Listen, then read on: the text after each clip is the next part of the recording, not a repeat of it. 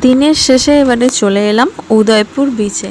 হ্যাঁ, আসতে কিন্তু আমাদের অনেকটাই দেরি হয়ে গেছে। আসলে আমাদের যে গাড়ি ভাড়া করা হয়েছিল সে শত লাস্ট এখানে নিয়ে এসছে, আর সবার গলাও শুকিয়ে গেছে ঘুরে ঘুরে।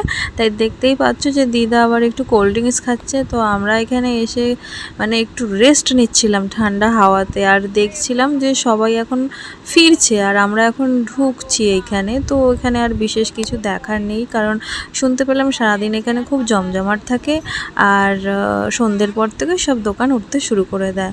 তো এটা হচ্ছে উদয়পুর বিচ। তো আমি আর দিদা দুজনে হাত ধরে এগোচ্ছি, আর এই যে আমার পিছনে সবাই আছে।